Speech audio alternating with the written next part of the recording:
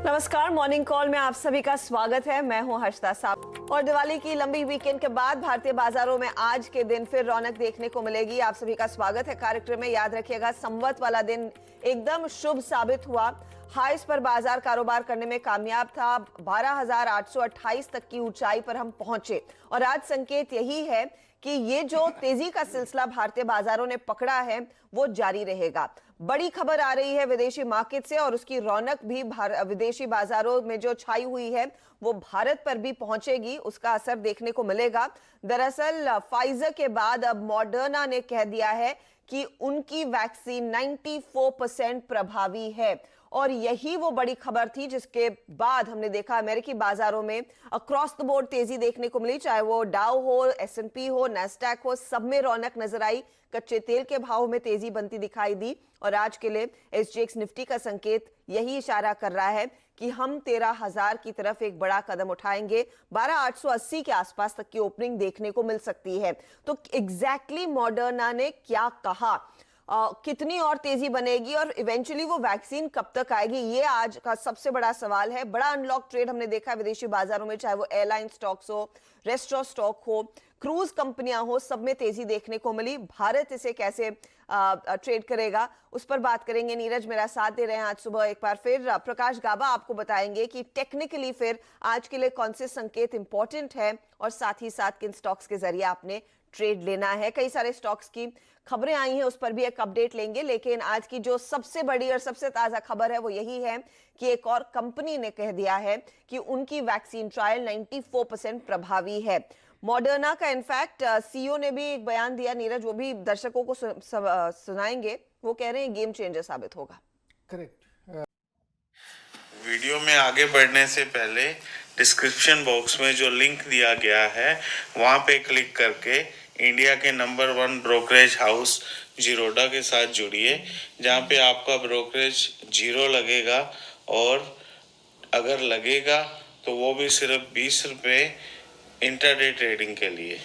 94.5% efficacy है इनकी। जितने लोगों के बीच में इन्होंने ट्रायल किया उसमें इन्होंने देखा कि इसका इम्पैक्ट कितना है, तो 95% के आसपास ही आया एफिकेसी। तो इसका मतलब ये होता है कि जिन जिन लोगों को ये दवा लगाई गई, ये वैक्सीन दी गई, उनकी उसके ऊपर इनका ये प्रभाव देखने को मिला।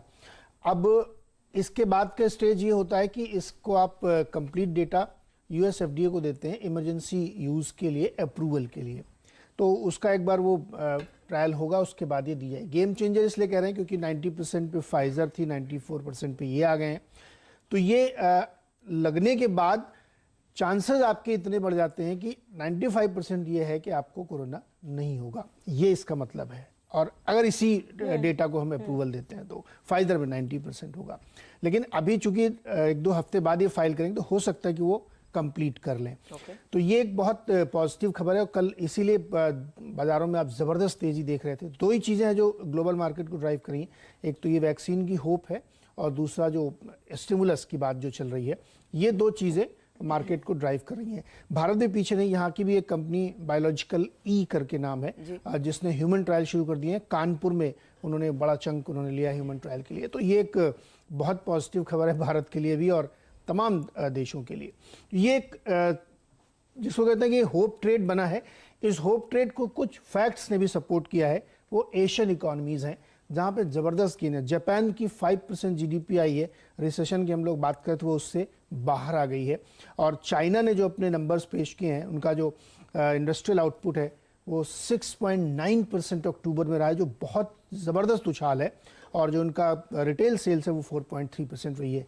तो अक्रॉस द चाइना और जापान, जो दो एशिया की सबसे बड़ी इकोनॉमीज़ हैं, वहाँ पे अगर आप इतना ज़बरदस्त रिवाइवल देख रहे हैं तो ये बढ़िया है। और भारत के बारे में भी कहा जा रहा है कि समय से पहले यहाँ पे रिकवरी लौट आएगी।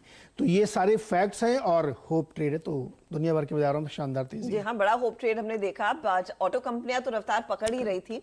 लेकिन दूसरी तरफ ये तमाम क्रूज कंपनियां, एयरबीएनबी ने कह दिया कि वो अपने आईपीओ की तैयारी कर रहा है। S1 इन्होंने फाइल कर दिया है, बड़ा आईपीओ लेकर आएंगे वहां पर। और एयरबीएनबी को सबसे बड़ा झटका लगा था, याद रखिएगा, जब लॉकडाउन का प्रोसेस ग्लोबल मार्केट्स में शुरू हुआ था। लेकिन जो मॉडर्ना के सीईओ ने कहा है वो आपको सुना देते हैं। उन्होंने कहा कि इस वैक्सीन के आने से या फिर अब तक के जो भी अपडेट्स आए हैं वो एक बड़ा गेम चेंजर साबित होगा। We are delighted that the vaccine has close to 95% efficacy. What we all want is if somebody gets infected, that they don't get severe disease.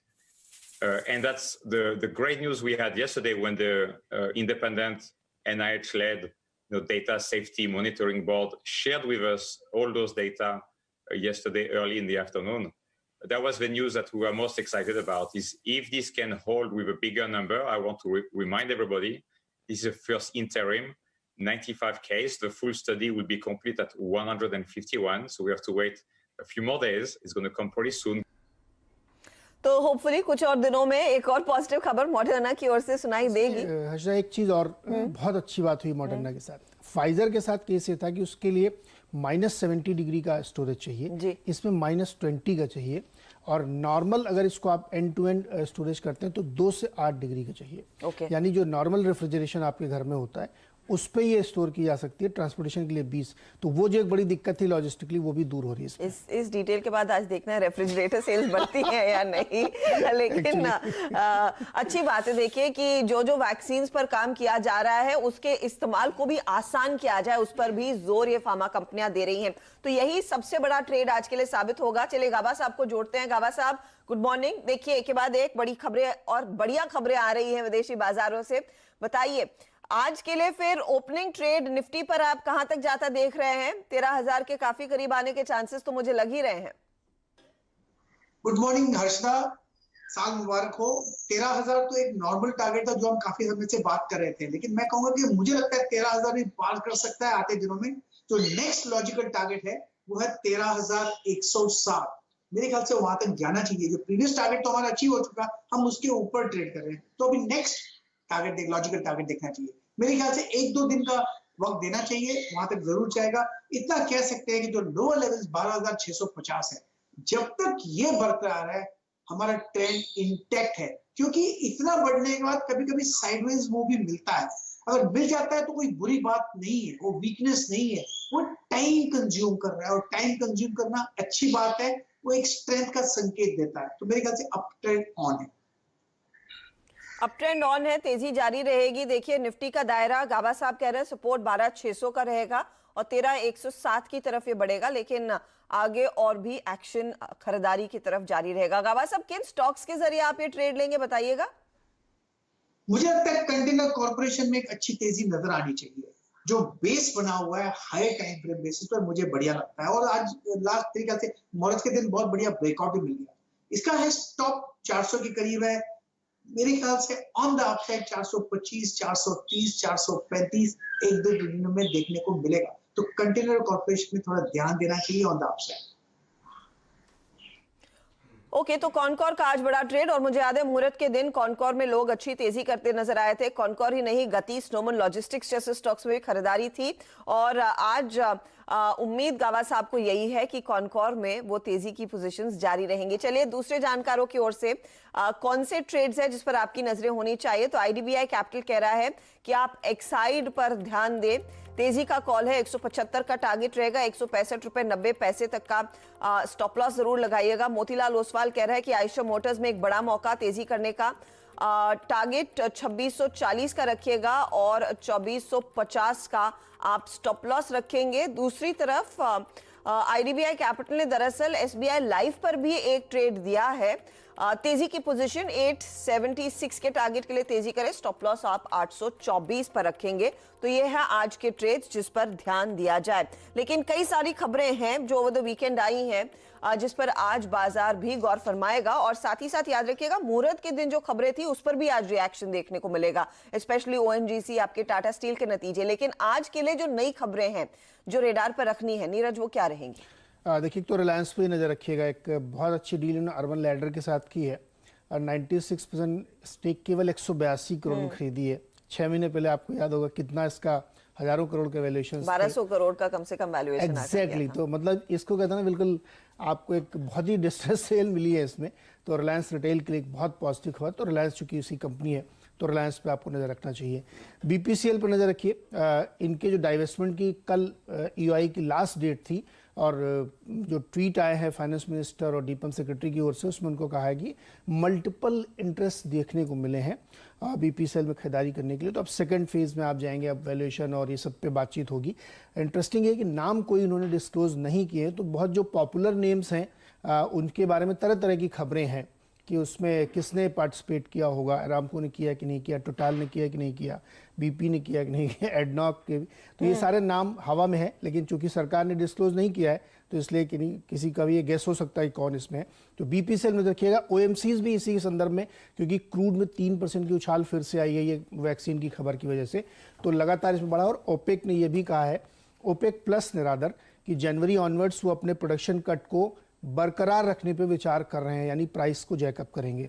तो वो खबर रखिए। टेलीकॉम कंपनी फोकस होना चाहिए वोडा, भारती एयरटेल और रिलायंस पे, क्योंकि खबरें निकल के आ रही हैं कि अब टैरिफ बढ़ाने पे विचार हो रहा है। वोडा की तरफ से संकेत ये हैं कि 15 से 20% तक टैरिफ दिसंबर में बढ़ सकते हैं। बहुत दिनों से ये चर्चाएं चल रही कि टैरिफ बढ़ेंगे, तो टैरिफ बढ़ना पूरे सेक्टर के लिए बहुत पॉजिटिव होगा। पीवीआर ने 2 नए सिनेमा हॉल अपने बनाए। एक सिंगल स्क्रीन पीवीआर साहू इन्होंने लखनऊ के हजरतगंज में शुरू किया है, और दूसरा है पीवीआर जो फरीदाबाद में शुरू किया, पीयूष महिंद्रा मॉल के अंदर है, जिसका नाम इन्होंने पीवीआर उत्सव रखा है। विप्रो ने एक स्ट्रेटेजिक टाई अप किया है स्नाइडर के साथ, तो वो ध्यान रखिएगा। एस्कॉर्ट्स अपने प्रोडक्शन यूनिट बढ़ाने जा रहे हैं। और टाटा मोटर्स की तरफ से जो हर्षता करी थी, धनतेरस के दिन 95% बुकिंग बढ़ी है इनकी। अब सोचिए टाटा की गाड़ियों की अगर इतनी बुकिंग बढ़ रही है, हिंदाई ने भी कहा है कि उनकी भी बहुत बुकिंग बढ़ी है और 90% की डिलीवरी बढ़ गई है। तो ऑटो सेक्टर एक बार फिर से रडार पर रहना चाहिए। बुकिंग तो बड़ी। नीरज, धनतेरस के दिन जब मैं घर जा रही थी तो रास्ते पे मर्सिडीज, बीएमडब्ल्यू सारी सीधे शोरूम से बाहर निकल के आ रही थी। तो ये तमाम वो गाड़ियां हैं जिसमें लोग बड़ा पैसा खर्च करते हैं। Correct. तो जो वित्त मंत्री ने फाइनली कहा था ना कि पेंट अप डिमांड नहीं है, एक्चुअल ग्रोथ है, लोगों के पास पैसा है इस समय खर्च करने के लिए। अब देखते हैं उसका कितना ग्रोथ में फायदा बनता हुआ दिखाई देता है। और ऑटो कंपनियों के लिए ऑफ कोर्स ये बिक्री के आंकड़े भी उम्दा रहेंगे जब वो निकल कर आएंगे। चलिए, वक्त हो रहा है एक छोटे से ब्रेक का। ब्रेक के बाद कमोडिटी मार्केट में फिर आज क्या ट्रेड लेना बनता है उस पर भी नजरें रहेंगी। आप देख रहे हैं मॉर्निंग कॉल। मॉडर्ना की वैक्सीन का असर है जो ग्लोबल मार्केट्स में तगड़ी रौनक देखने को मिली है। एशियाई बाजारों की तस्वीर आपकी स्क्रीन पर एक बार फिर लेकर आएंगे, जहां पर निकेई करीब 47 पॉइंट ऊपर है। हांगकांग के बाजारों से संकेत मजबूती के 100 पॉइंट ऊपर वो इंडेक्स खुला है। और एसटीएक्स निफ्टी पर भी ध्यान दीजिएगा, क्योंकि यहां पर भी आधे % की बढ़त है। लेकिन अगर वैक्सीन आ रही है तो क्या कच्चे तेल में तेजी की जाए, और सोने चांदी का ट्रेड का क्या होगा?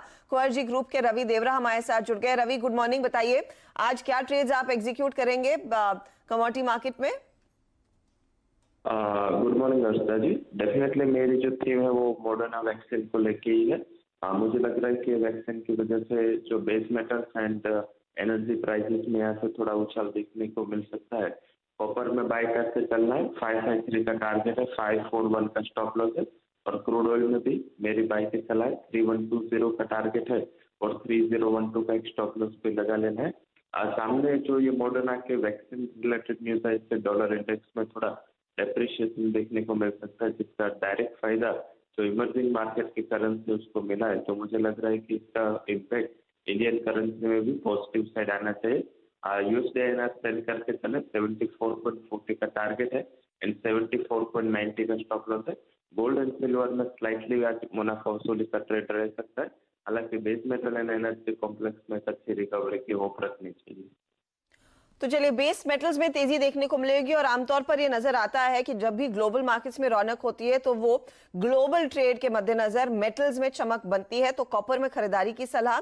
आज ओपेक प्लस की बड़ी बैठक से पहले क्रूड में भी तेजी की पोजीशन ही लेकर जानी है, और आप यही ट्रेड्स फिर कमोडिटी मार्केट के भारतीय बाजारों के साथ जोड़कर देखेंगे। अच्छा, टाटा स्टील भी रेडार पर रखिएगा, क्योंकि नंबर्स बाजार ने परखने की कोशिश की थी संवत वाले ट्रेड पर, लेकिन आज वो बड़ा रिएक्शन आएगा। और कई सारे ब्रोकरेज रिपोर्ट्स भी आ गई हैं जहां पर कंपनियों ने टारगेट्स दरअसल बढ़ाए हैं। तो Bank of America Merrill Lynch ने 670 का टारगेट दिया है, जेपी मॉर्गन कह रहा है 690 तक वो स्टॉक जाएगा। तो ये भी शेयर आप रेडार पर जरूर रखिएगा। चलिए इसी के साथ वक्त हो रहा है इजाजत लेने का। मॉर्निंग कॉल में आज इतना ही।